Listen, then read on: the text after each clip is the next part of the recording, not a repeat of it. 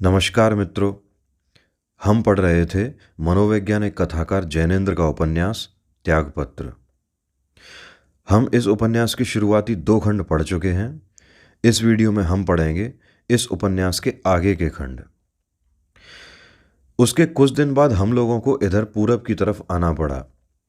मैं वहाँ स्कूल में दाखिल हुआ और एक क्लास ऊपर चढ़ गया। बुआ मुझे भूलती न थी। उनके खत आते थे पर वे संक्षिप्त होते थे। माँ से मालूम होता था कि बुआ अच्छी हैं और खत में और कुछ नहीं लिखा है। बाबूजी से बुआ की चर्चा चलाता तो वह अधिकतर चुप रह जाते। उनका मन सुखी नहीं था। मेरी समझ में कुछ भी नहीं आता था। मैं कहता, बाबूजी मुझे भेज दीजिए, मैं बुआ को ले आऊँगा। वह दिलचस्पी लेकर कहते, तू जाएगा? लेकिन देखते देखते वह सब दिलचस्पी लीन हो जाती और कहते, कहाँ जाएगा तू?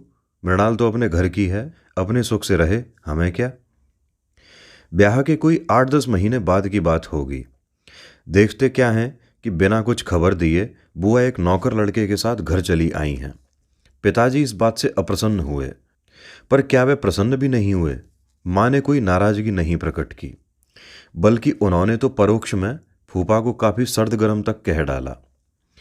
बुआ आई तो मेरे तो पुराने दिन ही लौट आए, पर मैं देखता कि बुआ में बहुत परिवर्तन होता जाता है। उनकी तबीयत थिर नहीं है। इस घड़ी खुश बोल रही हैं तो अगली घड़ी अंधेरे में अकेले जाकर चुप पड़ जाती हैं। उनकी शारीरिक अवस्था भी ठीक नहीं थी। सारी देह पीली पड़ी थी और उनको गर्व था। जी मिचलाया रहता था और खाना पीना उनको कुछ अच्छा नहीं लगता था। हर बात से अरुचि मालूम होती थी। मैंने अकेले में पास बैठकर पूछा, अब तो यहीं रहोगी ना बुआ? जल्दी तो नहीं जाओगी? बुआ ने कहा, नहीं जाऊंगी। पर मुझसे आने जाने की बात क्यों करता है? अपने पढ़ने लिखने की बात किया कर। कहते कहते आंखें उनकी जाने कैसी हो आई थीं और वाणी कांप कर रुकना चाहती थी।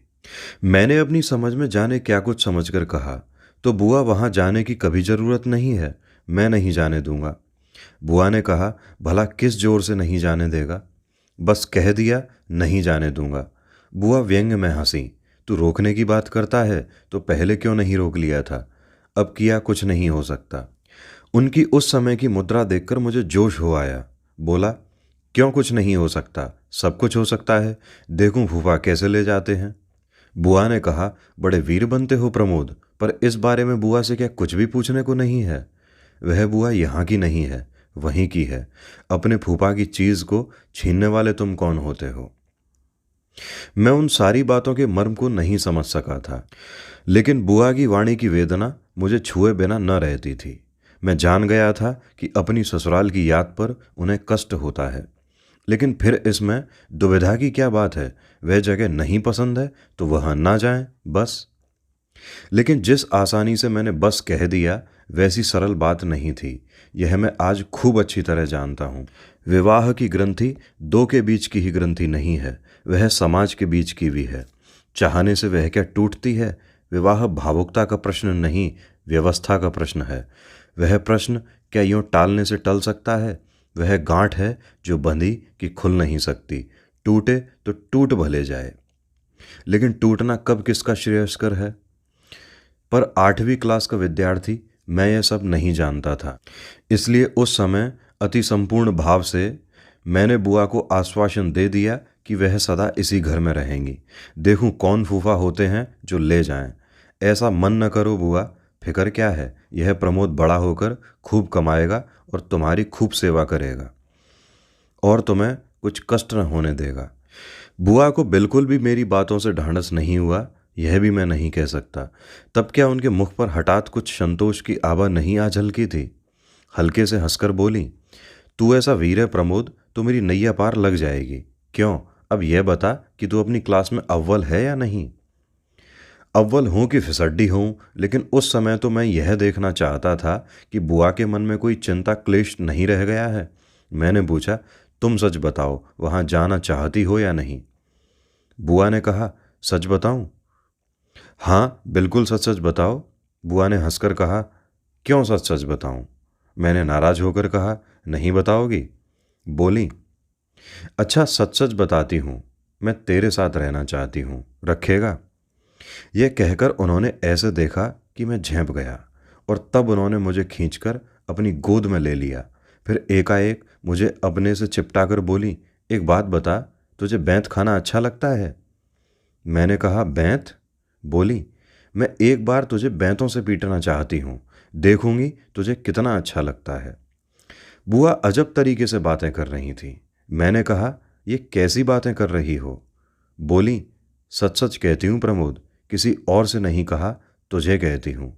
बैंत खाना मुझे अच्छा नहीं लगता, न यहाँ अच्छा लगता है न वहाँ अच्छा लगता है। मैं आश्चर्य में रह गया। बोला, क्या कहती हो बुआ, वह मारते हैं? हाँ मारते हैं। बैंत से मारते हैं? हाँ बैंत से मारते हैं। क्यों मारते हैं? मैं खराब हूँ इसलिए मारते हैं। सुनकर मुझसे उस समय बुआ के चेहरे की ओर नहीं देखा गया। आवेग से भरकर मैंने अपना मुंह उनकी छाती में दुबका लिया।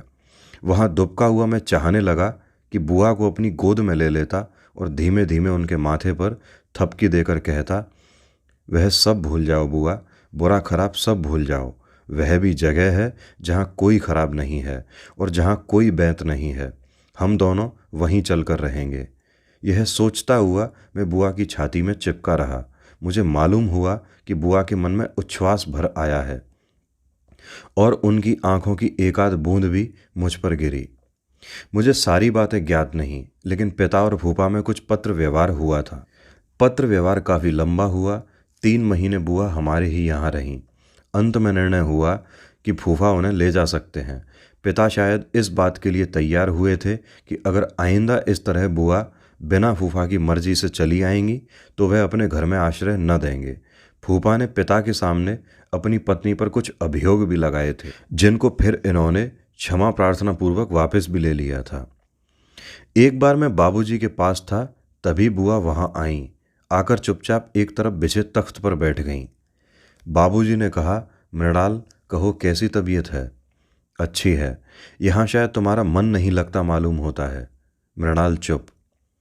उनकी इस इतवार को आने की चिट्ठी आई है। 5 रोज हैं। मिनी, देखो अब ऐसी गलती मत करना। वह आदमी भले हैं, इससे बात बन भी गई है। नहीं तो बेटा ऐसा किया करते हैं, थोड़ी बहुत लड़ झगड़ होती ही है, पर पति के घर के अलावा स्त्री को और क्या आसरा है? यह झूठ नहीं है मृणाल कि पत्नी का धर्म पति है, घर पति गृह है, उसका धर्म कर्म और उसका मोक्ष भी वही है। समझती तो हो बेटा? कहते कहते पिता की वाणी क्षमा प्रार्थनी हो गई। बुआ चुप बैठी रहीं। थोड़ी देर बाद पिता ने कहा, कहो कहो मृणाल, तुम कुछ कहना चाहती हो? बुआ ने कहा, मेरा जी अच्छा नहीं रहता है, मैं अभी जाना नहीं चाहती हूँ। अभी नहीं जाना चाहती हो? मृणाल चुप। लेकिन वह तो अभी ही ले जाना चाहते हैं। चुप। बाबूजी इस चुप्पी पर कुछ अस्थिर हो आए। उन्होंने पहले तो मुझे देखकर कहा, जाओ प्रमोद, अपना सबक देखो। मैं तुरंत नहीं उठ गया। इस पर नाराज होकर बोले, सुनते नहीं हो, जाओ। मैं कमरे से तो बाहर आ गया, लेकिन पूरी तरह चला नहीं गया। उसके बाद पिताजी ने कहा, सुनो मृणाल, अभी भेजने की मेरी भी राय नहीं थी। तुम्हारी हालत नाजुक है, लेकिन तुम ही बताओ मैं क्या करूं। मृणाल कुछ नहीं बोली। बाबूजी कमरे में टहलने लगे। कुछ देर तक वह भी कुछ नहीं बोले। फिर कहा, मिनी सच बताओ, क्या बात है? यह कहकर कुछ ठहरे। मृणाल चुप रहीं, तो फिर टहलने लगे। एकाएक रुककर बोले, मृणाल, मैं देखता हूं तुम्हें तकलीफ है, बताओगी नहीं तो मैं कैसे जानूंगा, क्या करूंगा? मिनी, तुझे पिताजी की तो क्या याद होगी, तू नन्ही सी थी तभी पिताजी उठ गए। माँ तो तैने देखी ही कब है, सबकी जगह मैं ही तेरे लिए रह गया। मुझसे न कहेगी तो किससे कहेगी? मृणाल बेटा, सच बता, क्या बात है? बुआ ने कहा, कुछ भी बात नहीं है बाबूजी, पर मैं जाना नहीं चाहती हूँ। जाना नहीं चाहती हो यह तो मैं देखता हूँ, पर भला ऐसा कहीं होता है? और कब तक नहीं जाओगी? बिल्कुल नहीं जाऊंगी। बाबूजी ने कुछ झींक कर कहा, तो क्या करोगी? आप यहां से निकाल देंगे तो यहां से भी निकल जाऊंगी। बाबूजी को इस पर रोष हो आया। बोले, कहाँ निकल जाओगी? पिताजी मुझे नन्ही छोड़ जहां चले गए हैं, कोई राह बता दे तो मैं वहीं जाना चाहती हूँ। इसके बाद मुझे कुछ सुनाई नहीं दिया। पिताजी के फर्श पर जोर जोर से चलने की आवाज़ मुझे अवश्य आई। दो एक बार खांसने की भी आवाज़ आई, मानो कुछ बार बार गले में भर आता हो। 2 3 4 5 मिनट में प्रतीक्षा में रहा। पिताजी के तेज कदमों की धमक, खांसी और कभी जोर से उठता हुआ उनका उच्छ्वास ही मुझे सुनाई दिया। आखिर मैं वहाँ से खिसक कर चला आया।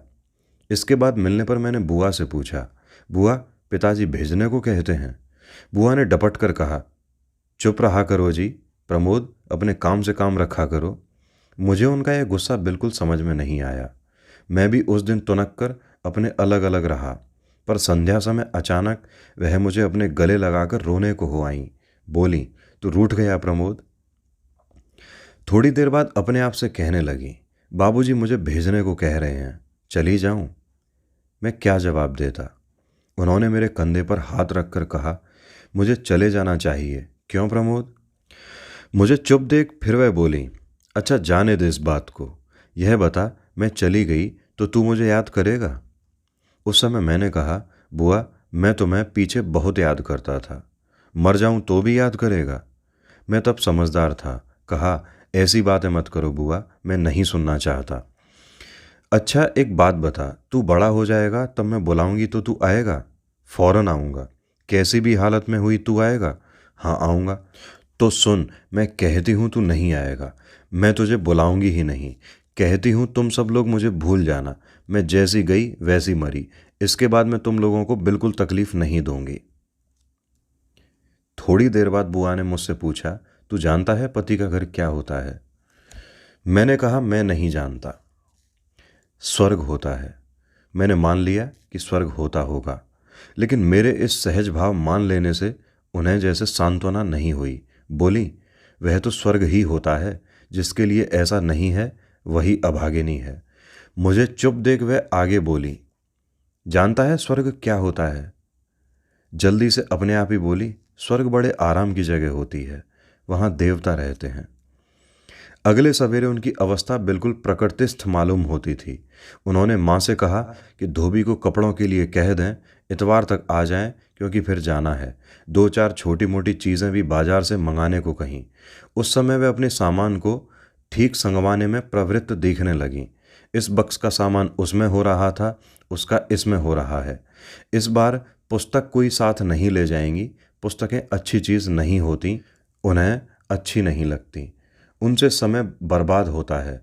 नहीं, इस बार न नई न किसी प्रकार की पुरानी किताबें बुआ को चाहिए। दोपहर तक वह इसी प्रकार प्रवृत्त दिखीं। फिर खाना खाकर जो लेटी तो सिर में जोर का दर्द हो आया। मैंने कहा, बुआ क्या है? बोली, सिर में दर्द है। माथा दाब दूं? नहीं। बाम लगा लो? नहीं। यूडिक्लोन की पट्टी लाता हूँ? अरे नहीं नहीं नहीं।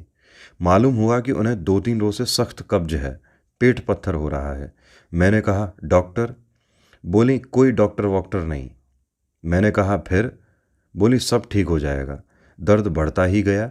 तीसरा पहर होते होते छटपटाने की नौबत आ गई, लेकिन वह अकेली पड़ी रहीं। किसी को पास नहीं बुलाया। मैं कई बार बाबूजी को कहने को उद्यत हुआ, पर बुआ ने ऐसी झिड़की दी कि मेरी हिम्मत न हुई। अब उनको पेट में भी तकलीफ मालूम होती थी। दर्द रह रहकर उठता था, जैसे कोई भीतर बैठा दम ले लेकर आंतें ऐंठ रहा हो। दर्द के मारे उनकी आकृति भयंकर हो उठती थी। मैं नहीं जानता था कि मैं किस प्रकार सब सह गया और खबर किसी को न दी। मैं कहने जाने को उद्यत होता था और वह अपनी कसम दिलाकर मुझे रोक लेती थी। कहते कहते कह उठती कि तुझे मेरी मौत का ही पातक लगे जो तू किसी से कहे। मैंने कहा, फिर कैसे होगा? बोली, पेट का दर्द है, अपने आप सब साफ हो जाएगा। देख, बाजार जाए तो जरा जमाल गोटा ले आना, याद रहेगा? जमाल गोटा। मैं अब बुआ के बारे में शंकित चित्त हो गया था। पूछा, यह क्या चीज़ होती है? इस दर्द में भी तनिक हंसकर उन्होंने कहा, तू अक्लमंद हो रहा है प्रमोद, पर वह मरने की चीज़ नहीं होती है, ले तो आएगा ना? मैंने पूछा, उसे तबीयत ठीक हो जाएगी? हाँ हो जाएगी। जाएगा? जमाल गोटे के सेवन से उनकी तबीयत का जो हाल हुआ वह कहना वृथा है। माता पिता दोनों चिंतित हो गए।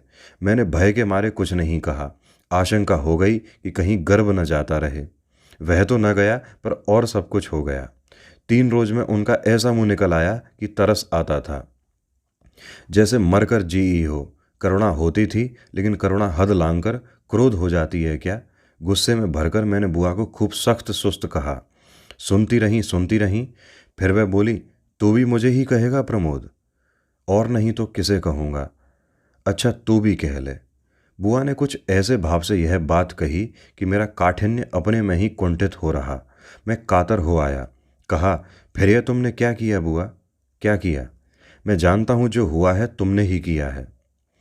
इस पर कुछ देर बंधी निगाह से मेरी ओर देखते रहकर बोली, सच जान प्रमोद, मैंने कुछ नहीं किया। मेरी मति भ्रष्ट हो गई है। मुझे कुछ ठीक सूझता नहीं है। मैं जो करती हूँ क्या जानती हूँ? यहाँ मुझे कोई भी तो बताने वाला नहीं है। अपने मन की मैं किससे कहूँ? प्रमोद, मेरी कुछ समझ में नहीं आता है। ऐसे में तू भी मुझे दोष देगा तो मैं क्या करूँगी? उनकी बात का मर्म मेरी कुछ समझ में न आया, पर मेरा मन व्यथा से घिर गया। मैंने कहा, तुम क्या चाहती हो? क्या चाहूँ? अपने तन को क्यों खोती हो? तन को खोती हूँ? मैं नहीं जानती। अच्छा बताओ, तन का क्या करूँ? मुझे बड़ा कष्ट हो रहा है। कष्ट कुछ ऐसा था कि केंद्रहीन, अहेतुक। मैंने कहा, देखो बुआ, तुम बाबूजी से मजबूती के साथ क्यों नहीं कह देती हो? दबना किसका? फिर मैं देख लूँगा कौन जबरदस्ती करता है। बुआ विचित्र भाव से मुझे देखने लगी। फिर बोली, क्या कह दूँ? कैसी जबरदस्ती? यह तू सब क्या कह रहा है? प्रमोद, तू अभी कुछ नहीं जानता। तू बच्चा है। अपने को बच्चा सुनकर मुझे जोश आ गया। मैंने कहा, हाँ बच्चा हूँ और मैं कुछ नहीं जानता, लेकिन एक बार तुम खुलकर कह दो कि तुम नहीं जाना चाहती हो तो मैं देख लूँगा कौन फूफा हैं जो ले जाते हैं। तुम क्या समझती हो कि मैं कुछ नहीं हूँ? बुआ जाने क्यों उस समय भय से भर गईं। बोली, छी भैया, ऐसी बात कहते हैं? कन्या जाति के अपने पिता के घर की होती है। मैं कोई निराली जन्मी हूँ? तिस पर भाई तू ही बता, मेरे पिता कहाँ हैं? वह होते।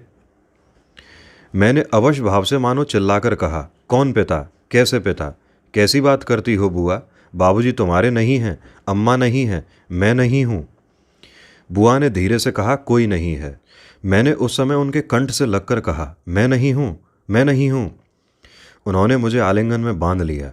कहा, तू है भैया, तू है।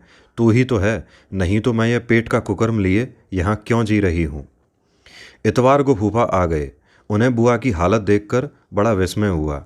उन्होंने कहा कि इस जगह का पानी उन्हें माफिक आया नहीं मालूम होता। देखिए ना क्या हालत हो गई है। क्या हो गया था? दस्त। 3 रोज तक दस्त और कै। उफ। डॉक्टर कौन था? यह जगह क्या है कि डॉक्टर भी सलीके के नहीं मिल सकते। जिले के सिविल सर्जन। फूफा परेशानी में अधीर थे। बुआ की अवस्था पर उनकी आलोचना उनके मन की व्यग्रता और चिंता प्रकट करती थी। मेरे सामने उन्होंने बाबूजी को कहा कि ऐसी हालत में मुझे तार क्यों नहीं कर दिया गया। मैं सब बंदोबस्त कर देता। हमारे यहाँ का पानी और घी दूध कैसा है आप जानते ही नहीं हैं।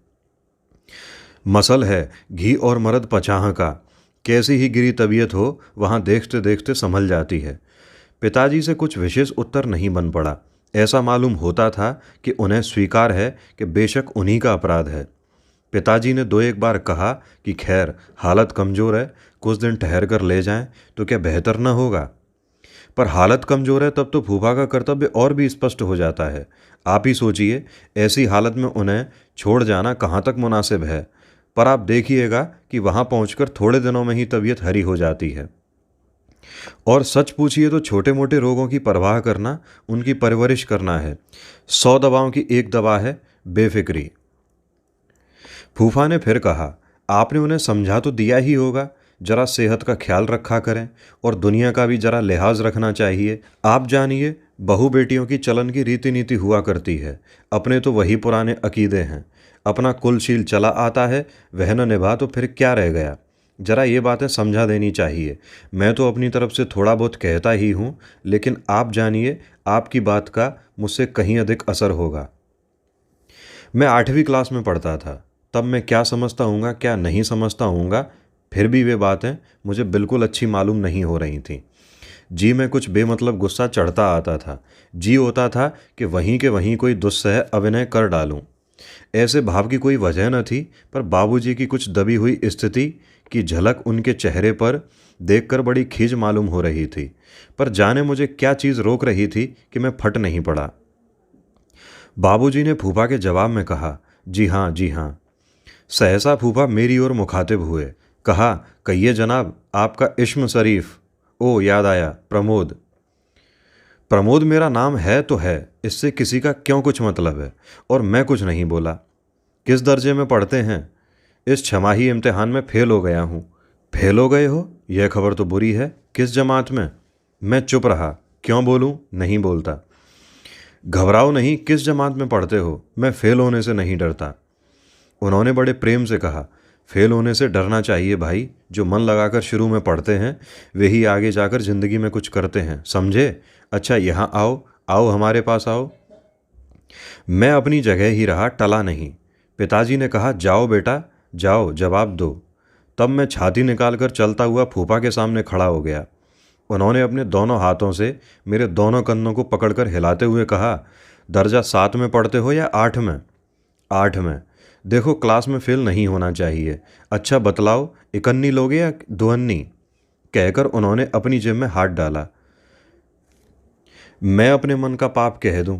उस समय मेरे मन में हुआ कि ये उल्टे ही मुझसे इकन्नी ले लें, चाहे तो दुहन्नी ले लें, पर इन बड़ी बड़ी नौकीली मूछों को खींचना कैसा मालूम होगा, यह जानना चाहता हूँ। हो तो चलो, इस बात की अठन्नी ही दे दूंगा।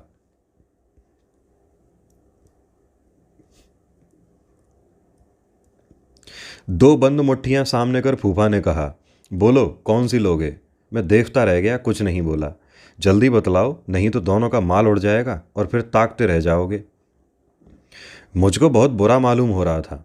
मैंने कहा, आपको चाहिए तो दुअन्नी मैं आपको दे सकता हूँ।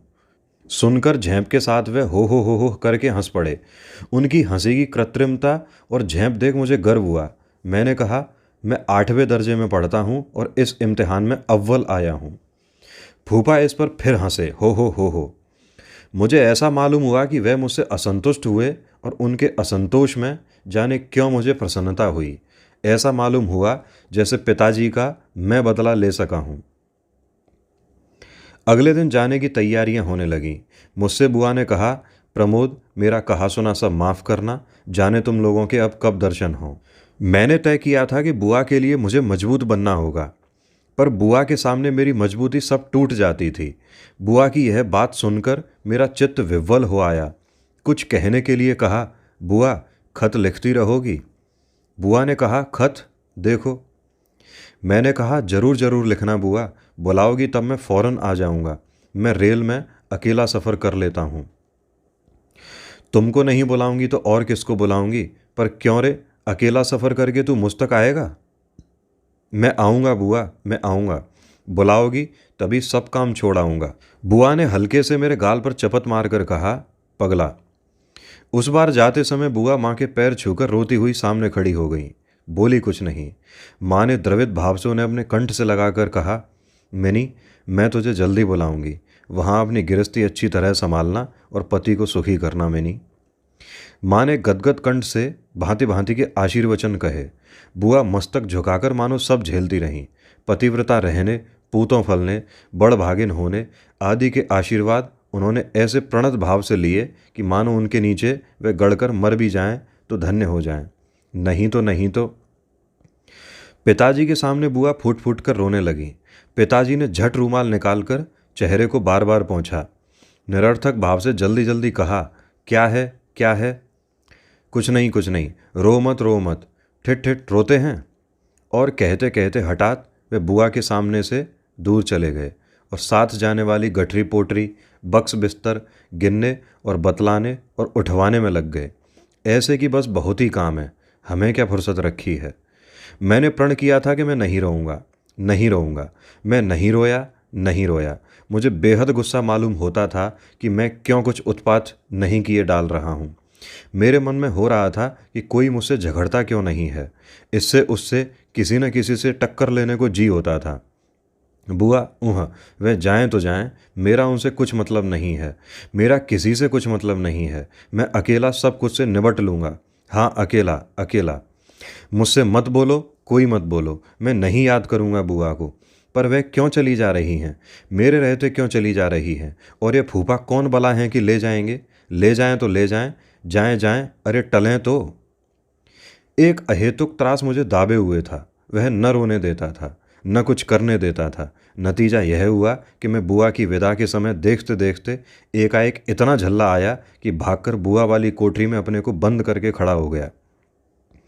किवाड़ बंद कर लेने से अंधेरा हो गया था, जिस पर भी दोनों हाथों से जोर से आंखें ढप ली थीं और गुमसुम कोठरी के बीचों बीच आकर बस खड़ा रह गया था। मानो आशा थी कि कोई करिश्मा होगा, भूचाल आएगा, कुछ न कुछ होगा और आखिर में सब ठीक हो जाएगा। वहाँ खड़े खड़े चाहता था कि सांस रोक लूँ, बेजान हो जाऊं, एकदम रहूं ही नहीं। इतने में इधर से उधर झपटती हुई माँ की गदगद कंठ की गुहार आई, प्रमोद, प्रमोद। मैं नहीं बोला, मैं नहीं बोलूँगा। प्रमोद कहाँ है? प्रमोद नहीं है। मैं प्रमोद को नहीं जानता। नहीं जानता, मैं नहीं जानता कुछ। अरे प्रमोद, ओ भैया प्रमोद। माँ की वाणी ऐसी थी कि मुझसे सहा नहीं गया।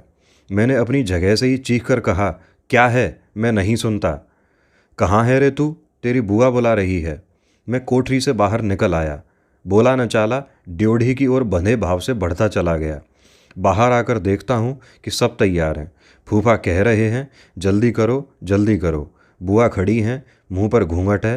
क्या मेरी ही राह देखती खड़ी हैं? मैंने पास आकर कहा, बुआ क्या है?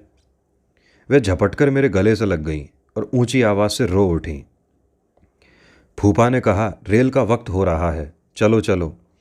मैं उन्हें अपने कंधे से लगी लगी ही मोटर तक ले आया। फूफा ने बाबूजी को प्रणाम किया। वे मोटर में बैठ गए। मोटर ने घर घर की। फूफा ने समोद भाव से कहा, प्रमोद साहब, आदाब अर्ज है। मैं मानो घूंट पीता हुआ खड़ा था। मैं अब सांस लूंगा, बहुत कह चुका। मेरा मन दर्द से भरा हुआ है। यों तो यह कहानी आरंभ की है तो पूरी भी करनी ही होगी। जीना एक बार शुरू करके मौत आकर छुट्टी न दे दे तब तक जीना ही होता है। बीच में छुट्टी कहाँ? पर मैं ज़रा सांस लेना चाहता हूँ। बहुत कुछ जो इस दुनिया में हो रहा है वह वैसा ही क्यों होता है, अन्यथा क्यों नहीं? इसका क्या उत्तर है? उत्तर हो अथवा न हो, पर जान पड़ता है कि भवितव्य ही होता है। नियति का लेख बंधा है। एक भी अक्षर उसका यहाँ से वहाँ न हो सकेगा। वह बदलता नहीं, बदलेगा नहीं। पर विधि का वह अतर्क लेख किस विधाता ने बनाया है, इसका उसमें क्या प्रयोजन है, यह भी कभी पूछकर जानने की इच्छा की जा सकती है क्या, या नहीं? शायद नहीं। ज्ञानी जन कह गए हैं कि परम कल्याणमय ही इस सृष्टि में अपनी परमात्म लीला का विस्तार कर रहा है। मैं मान लेता हूँ कि ऐसा ही है। न मानूँ तो जीऊँ कैसे? पर रह रहकर जी होता है कि पुकार कर कहूँ, हे परम कल्याणमय, तेरी कल्याणमय लीला को मैं नहीं जानता हूँ। फिर भी रोने बिलखने की आवाज़ तो चारों ओर से मेरे कानों में भरी आ रही है। यह क्या है ओ जगत पिता? तेरी लीला के नीचे यह सब आर्तनाद क्या है? लीला तेरी है, जीते मरते हम हैं। क्यों जीते, क्यों मरते हैं? हमारी चेष्टा, हमारे प्रयत्न क्या हैं, क्यों हैं? पूछे जाओ, उत्तर कोई नहीं मिलता। फिर भी उत्तर नीरव भाषा में सदा मुखरित है। भीतर उत्तर है, बाहर भी सब कहीं वही वह लिखा है। जो जानता है पढ़े, जो जैसा जानता है वैसा ही पढ़े। वह उत्तर कभी नहीं चुकता है। अखिल सृष्टि स्वयं में उत्तर ही तो है। अपने प्रश्न का वह आप ही उत्तर है। पर उसे छोड़ें, कहें वह जो कहा जाता है। कहो कि जो है कर्मफल है। मैं अपनी व्यर्थ प्रतिष्ठा के डूह पर बैठा हूँ। वह कृत्रिम है, क्षणिक है। हृदय वहाँ कहाँ है, यज्ञ वहाँ कहाँ है? लेकिन वही सब कुछ मुझे ऊंचा उठाए हुए है। नामी वकील रहा, अब जज हूँ। लोगों को जेल फांसी देता हूँ, समाज में माननीय हूँ। इस सब के समाधान में चलो यही कहो कि यह कर्मफल है। लेकिन सच पूछो तो मेरा जी जानता है कि वह कैसे कर्मों का फल है। कामयाब वकालत और इस जजी के इतने मोटे शरीर में क्या राई जितनी भी आत्मा है? मुझे इसमें बहुत संदेह है। मुझे मालूम होता है कि मैं अपने को खो सका हूँ, तभी सफल वकील और बड़ा जज बन सका हूँ। और वह मृणाल बुआ, लेकिन उस कहानी को तो जब कहना होगा तभी कहूँगा। मेरा मन रह रहकर त्रास से भर आता है। समाज की जिस मान्यता पर मैं ऊंचा उठ खड़ा हुआ हूँ, वह स्वयं किसके बलिदान पर खड़ी है? इस बात को जितना ही समझकर देखता हूँ, उतना ही मन तिरस्कार और ग्लानि से घिर जाता है। पर क्या करूँ? सोचता हूँ उस समाज की नींव को कुरेदने से क्या कुछ हाथ आएगा। नींव ढीली ही होगी और ऐसे हाथ आने वाला कुछ नहीं है। यह सोच लेता हूँ और रह जाता हूँ। पर क्यों मैं यह नहीं जानता कि यह सब अपने को ठगना है। समाज के ऊपर चढ़ बैठकर मैं उसे दबा सकता हूँ, बदल नहीं सकता। उसके फलने फूलने का तो एक ही उपाय है, वह यह है कि मैं अपने को समाज की जड़ों में सींच दूं, अज्ञात रहकर सच्चा बनूं। झूठा बनकर नामवर होने में क्या रखा है। ओ वैसी नामवरी निष्फल है, व्यर्थ है, निरी रेत है। आत्मा को खोकर साम्राज्य पाया तो क्या पाया, वह रत्न को गवाकर धूल का ढेर पाने से भी कमतर है। जीवन में एक बात नहीं है, दसियों बातें हैं। वे जी में ऐसी जगह बैठ गई हैं कि घुमड़ती रहती हैं। उन पर आंखें मीचूं तो भी नहीं मिट सकती। वे मेरे भीतर अनुकूल वायु में कभी कभी ऐसी सुलग जाती हैं कि उनकी लौ के प्रकाश में मैं देख उठता हूं कि सच्चाई क्या है। तब मेरी जजी मुझे शाप दिखती है और जान पड़ता है कि वही प्रवंचना है, वही प्रवंचना है। सच्चाई तो छोटा बनने में है, निरीह बनने में है, बलि बनने में है। बहुत कुछ देखा है, बहुत कुछ पढ़ा है, लेकिन वह सब झूठ है। सच इतना ही है कि प्रेम के भार से भारी रहकर जो जीवन के मूल में बैठा है वह धन्य है। जो गर्व में फूला उस जीवन की फुनगियों पर चहक रहा है वह भूला है। लेकिन व्यर्थ बातें मैं क्या करूं, इससे क्या फायदा है। ऐसे मन का दर्द हल्का तो होगा, पर हल्का होकर वह दर्द सही अधिक बन जाता हो, इस भांति प्रेरक तो वह अवश्य ही कम हो जाता है। पूछता हूँ, मानव के जीवन की गति क्या अंधी है, वह अप्रतिरोध्य है। पर अंधी है यह तो मैं नहीं मानूंगा। मानव चलता जाता है और बूंद बूंद दर्द इकट्ठा होकर उसके भीतर मरता जाता है। वही सार है, वही जमा हुआ दर्द मानव की मानसमणि है। उसी के प्रकाश में मानव का गतिपथ उज्ज्वल होगा। नहीं तो चारों ओर गहन वन है, किसी और मार्ग सूझता नहीं है। और मानव अपनी क्षुधा तृषा राग द्वेष मन मोह में भटकता फिरता है। यहाँ जाता है, वहाँ जाता है, पर असल में वह कहीं भी नहीं जाता। एक ही जगह पर अपने ही जुए में बंधा हुआ कोल्हू के बैल की तरह चक्कर मारता रहता है। इतनी उम्र बिताकर बहुतों को मरते और बहुतों को जीते देखकर अगर मैं कुछ चाहता हूँ तो वह यह है कि भीतर का दर्द मेरा इष्ट हो। धन न चाहूँ, मन चाहूँ। धन मैल है, मन का दर्द पीयूष है। सत्य का निवास और कहीं नहीं है। उस दर्द की साभार स्वीकृति में से ज्ञान की और सत्य की ज्योति प्रकट होगी। अन्यथा सब ज्ञान ढकोसला है और सब सत्य की पुकार अहंकार है। जो होता है उसके लिए दोष मैं किसे दूं। विधाता को तो दोष नहीं दे सकता, क्योंकि उन तक मैं किसी प्रकार अपना धन्यवाद भी नहीं पहुंचा सकता। दोष दूं ही क्यों। अगर मेरे मन में दोष उठे बिना नहीं रहता तो उसे मैं किसी को भी क्यों दूं, स्वयं ही क्यों न ले लूं। मैं जान लूंगी चाहे कुछ भी हो, हमारा दुख विधाता का ही दुख है। पर जो जगत की कठोरता का बोझ इच्छापूर्वक अपने ऊपर उठाकर चुपचाप चले चलते हैं और फिर समय आने पर इस धरती माता से लगकर उसी भांति चुपचाप सो जाते हैं, मैं उनको प्रणाम करता हूँ। मैं उनको अभागा भी कह लूँगा, पापी भी कह लूँगा, लेकिन मैं उनको प्रणाम करता हूँ। बुआ का जो अंत हुआ उस पर मैं क्या सोचूं। मैं कुछ भी नहीं सोचना चाहता। शायद जो हुआ ठीक हुआ, ठीक इसलिए कि उसे अब किसी भी उपाय से बदला नहीं जा सकता। लेकिन इतना तो सोचा ही करता हूँ कि जो प्रेम उनसे मुझे प्राप्त हुआ था वह क्या किसी भी भांति भूला जा सकता है। और क्या वह स्वयं इतना पवित्र नहीं है कि स्वर्ग के द्वार उसके समक्ष खुल जाएं। लेकिन मैं नहीं जानता, स्वर्ग नरक मैं नहीं जानता, विधाता के विधान को मैं नहीं जानता। बस इतना जानता हूँ कि मैं हृदयहीन न हो सका होता तो आज कामयाब वकील बनने के बाद जजी की कुर्सी में बैठना भी मेरे नसीब में न होता। उस रोज़ के बाद जब बुआ जमाल गोटे के बावजूद फूफा के साथ चली गई थी, मुद्दत तक उनसे मिलना न हुआ। 9वीं क्लास में आया, मैट्रिक पास कर लिया, कॉलेज में दाखिल होकर आखिर IE भी कर चुका। नई परिस्थितियां मिलीं, नए दोस्त मिले, निगाह फैलती गई और जिंदगी की ख्वाहिशें मुंह खोलकर सामने आईं। बुआ की याद धीमे धीमे धीमी हो गई। पहले तो मैं मचल मचल कर उनकी खबर माता पिता से पूछता रहा। मालूम इतना ही होता रहा कि अपने ठीक हैं, मौज से हैं। मैं अपने से पूछता रह जाता था कि यह ठीक से होना, मौज से होना क्या चीज़ होती है। क्या बुआ प्रसन्न है? प्रसन्न है तो मैं इधर प्रसन्न क्यों नहीं हूँ। ऐसा मन में उठता था और बैठ जाता था। कुछ काल बाद पता लगा कि उन्होंने एक मृत कन्या को जन्म दिया है। उस जन्म देने में उनकी भी हालत मृतप्राय हो गई थी, पर जाको राखे साइयाँ, उसका मरना आसान नहीं है। सो परमात्मा की दया से बच गई। दया कहते जी कुछ रुकता है, फिर भी अदया तो उसे नहीं कहा जा सकता। एक दिन ऐसा हुआ कि मैंने माँ से पूछा, माँ बुआ का कोई हाल आया है? अब की छुट्टियों में मैं उनके पास जाऊंगा। सुनकर माँ फटी आंखों से मुझे देखती रह गई, बोली नहीं। मैंने आग्रहपूर्वक कहा, बताओ कोई बुआ का हाल नहीं आया? माँ ने कुछ अतिरिक्त लापरवाही के साथ कहा, नहीं। मैंने कहा, आया है। बोली, नहीं आया नहीं आया, क्यों मेरी जान खाए डालता है? मैंने कहा, क्या बात है, बतलाती क्यों नहीं हो?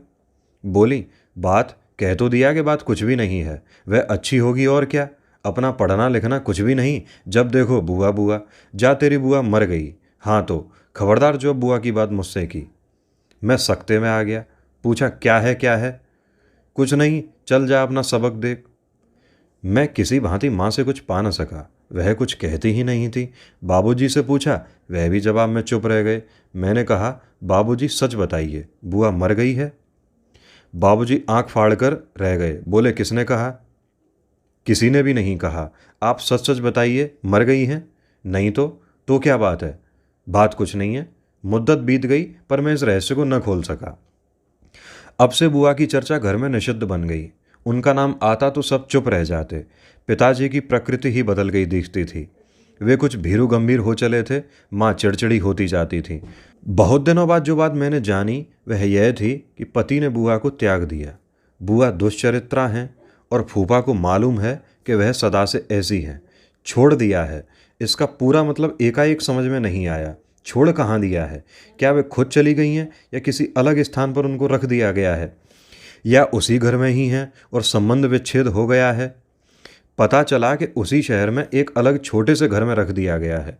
कोठरी है ही, उसमें जैसे चाहें रहें, जैसे चाहें खाएं पिएं। कहाँ से रहें और कहाँ से खाएं पिएं?